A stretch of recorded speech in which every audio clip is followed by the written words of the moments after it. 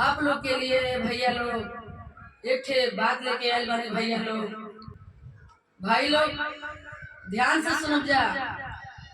बड़का भाई छोटका भाई का जमीन अपने नावे करा ले भाई भैया लोग आप लोग के संगे ऐसा घात ना होके भैया लोग ध्यान से सुन जा। भैया लोग गीत के माध्यम से जरूर सुनी जाए भैया लोग बहनी लोग।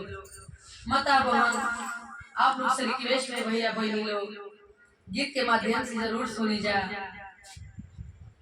गाँव श्री हीरा थाना चांद जिला कैमूर भगवा पहचान सुनाए भैया ध्यान लगाए। गाँव श्री हीरा थाना चांद जिला कैमूर भगवा पहचान सुनाए भैया ध्यान लगाए। भाई रहल बड़का बड़ा कसाई रहल।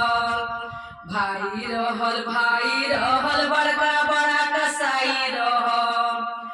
भाई हमरो कैलस घात हमरे जमीन पर कैलस हाथ सुनाए भैया ध्यान लगा। भाई हमरो कैलस घात हमरे जमीन पर कैलस हाथ सुनाए भैया ध्यान लगा। गाँव श्री हीरा थाना चांद जिला कैमूर भगवा पहचान सुनाए भैया ध्यान लगा। सुन जाइए भैया लोग ध्यान देना भैया लोग। हमारे संगे घात हो गल मगर आप लोग के संगे ऐसा घात ना होके भैया लोग ध्यान दे जा। चाचा चाची लोग भैया बहनी लोग ध्यान दे जा।